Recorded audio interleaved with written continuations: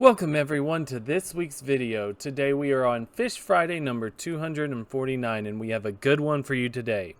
Today's fish is a fish that is such a sad story, but is so important and so cool, and honestly I cannot believe we haven't talked about this fish yet. Today's fish that we're going to be talking about is the Beluga Sturgeon. Now, the Beluga Sturgeon, or scientific name Huso, again, that is Huso, it is a part of the family Asapanceridae, which is the family of sturgeons. Now, the Beluga Sturgeon is known by other names, such as the Great Sturgeon, or just quite simply the Beluga. And it's quite possibly the most well-known species of sturgeon in the world.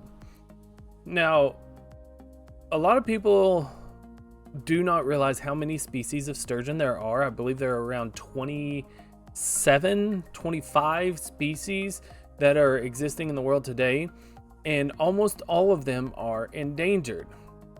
But there are a few that are much more well known than others. And as I said, the Beluga sturgeon is probably the most well known of all sturgeon species across the world. Now, historically, the Beluga sturgeon was found in the Caspian, Black, Adriatic, and Azov seas, and was found in all of the river systems associated with those seas.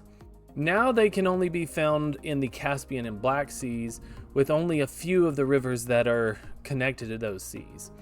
There are a bunch of programs trying to get Beluga sturgeon back into the other waters, but they have not been too much of a success yet. Now, something you may be thinking, Pingin, you talked about a saltwater species last week. Why are you doing saltwater?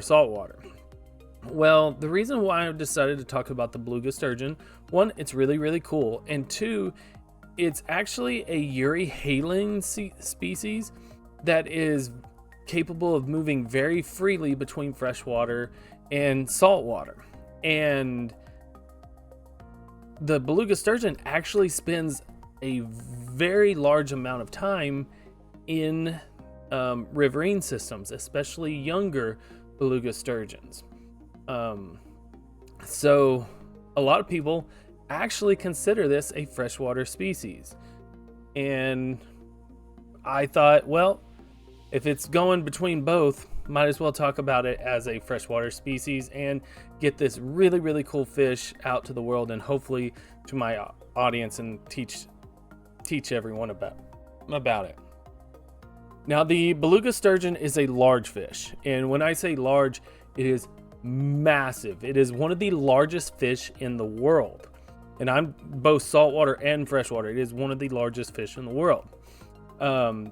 In fact, it's so large that the largest accepted record is 1,571 kilograms, which is 3,463 pounds. And the length of that fish was 7.2 meters, which is 23 feet 7 inches.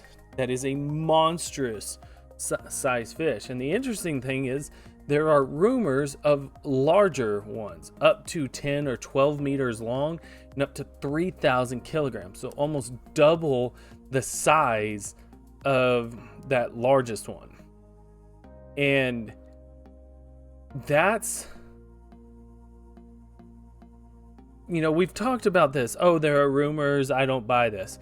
This is one of those fish that I'm like, those rumors are unconfirmed, but everyone has said, including myself, I am going to say that's possible.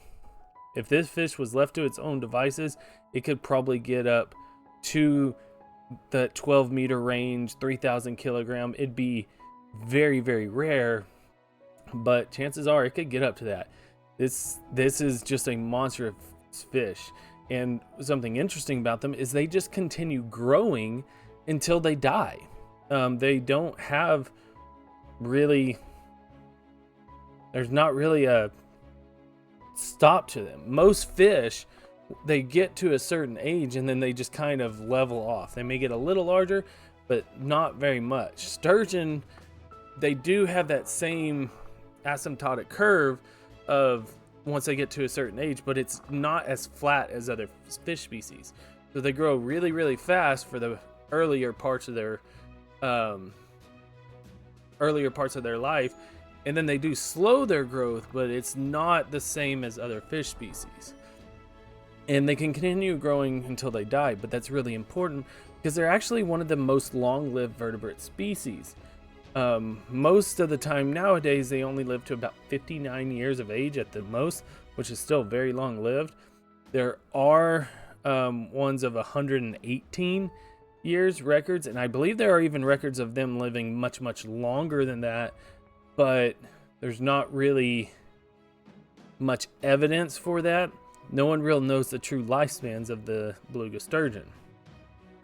But one thing that everyone can agree on, it is very long-lived, it is very, very large, and very, very neat. Today, usually beluga sturgeons are caught somewhere between 142 and 328 centimeters, which is 4 feet 8 inches to 10.9. And they'll weigh somewhere between 19 and 264 kilograms, which is 42 to 582 pounds. And females are usually 20% larger than males. So on the upper end of that spectrum, it's almost going to be exclusively females. And that's both a good and bad thing. Now, in terms of body shape, they kind of have your very typical sturgeon shape, a very elongated body, kind of cylindrical. They have this heterocircle tail, naked skin, but they're covered in scutes, which are what these kind of bony plates are. I got a cat going crazy. And they have this... My cat's yelling at me. Chappie, what are you doing? They have this conical rostrum with barbels. Now, something that's interesting to note is this is not a typical sturgeon shape that you might see. Usually, you're going to see sturgeon that are much more like this, especially the larger ones, and even like this. And the reason for that is this is actually a very young sturgeon. The younger a sturgeon is, I always like to say, the more dinosaur-like it looks. The scutes are much more prevalent in their body, and they're not really covered. But the older they get, it's more like the scutes get covered up by this thick layer of skin. So, you know, it's like the older it get, the less dinosaur look it like. And make no mistake, this fish, sturgeon, have been around since dinosaur times. Still really, really neat. In terms of coloration, it's pretty just kind of dark gray fading to a white belly. Very similar to, you know, like shark colorations, you might say. You know, there's really not much to go on the coloration. It does have a very large mouth, which is no surprise because the beluga sturgeon is actually a fairly voracious predator.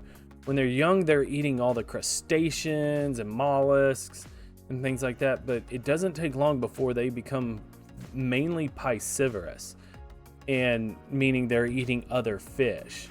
And a lot of people think sturgeon are sort of like your bottom feeders, really going after lobsters and clams and mussels. And that's true of a lot of sturgeon species. However, the beluga sturgeon is very, very piscivorous. And it will eat any fish it can catch, including other sturgeons. It has no preference. Whatever it can grab and swallow, it's going to eat. Now, unfortunately, this fish is critically endangered. And even more unfortunately, it's only for their roe.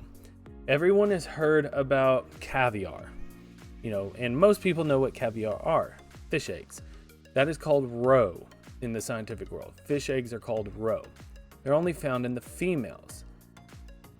And you can only get the roe from a female by killing it. I shouldn't say that. Cost-efficient way is to basically kill. And that's unfortunately it. these fish are incredibly overfished, and the only reason is for their roe. It's why beluga caviar is so expensive, it's so sought after, and it's one of the prime under like black market sort of illegal things to have. It's a really sad, and it's definitely something that I plead to all my viewers: do not, if you like caviar, please know where it's coming from and get it from a reputable source, because you know, you're talking about a fish that has lived 50 years, maybe 50 years, maybe, and it was killed, eggs harvested, and a lot of times the meat is just kind of like tossed, because the meat is not near as profitable as the caviar. And so it's a very sad story that we're harvesting just a very small thing of what this fish has to offer to the world, and it's there. And you also have to think about it, we're harvesting roe fish eggs, you know, think about it, a 600-pound fish, and we're going after ounces of eggs and wasting the meat. It's one of the saddest things in the fisheries world, is actually caviar harvesting. Now, on a lighter note, and something the interesting fact we're gonna end the video on actually has to do with its reproduction. Sorry. This fish is an anadromous fish, very similar to salmon. It migrates from saltwater to freshwater to spawn, or at least that's what it's called. Realistically, sturgeon just migrate upstream to spawn. Your larger individuals that are actually in the Caspian seas, they are migrating to freshwater, but a lot of your just becoming mature individuals might actually be right at the mouth's edge entering the sea, so they're migrating upstream. And they actually spend quite a bit of time in freshwater. But what's interesting about it is to me anyway, is sturgeon, even being a critically endangered fish, usually when you have critically endangered fish, these fish are very specific on their habitat. They can't handle pollution or anything like that. That is not the case with sturgeon. Sturgeon can live and survive in some of the most polluted waters in the world. They can survive, they can thrive even, and grow, but they can't spawn. Spawning is actually very particular on water temperature, you know, everything. There's so many factors that go into a successful sturgeon spawn, and that's why they do not spawn every year. And the females just actually reabsorb the eggs until the conditions are suitable. And that's the actual interesting thing to me, is just a fish that can live and survive in some of the most polluted waters in the world, but it waits until conditions are absolutely perfect before it's like, this is the best opportunity for my young to survive in the future.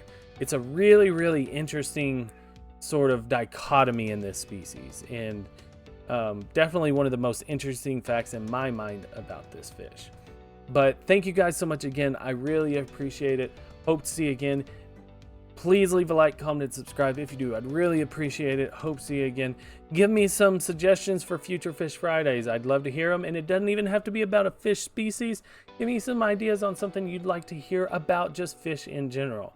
But thank you guys so much again. If you'd like to support the channel, please click the link down below. It is by no means expected, but very much appreciated. Regardless, take care of yourselves, take care of your loved ones, and peace.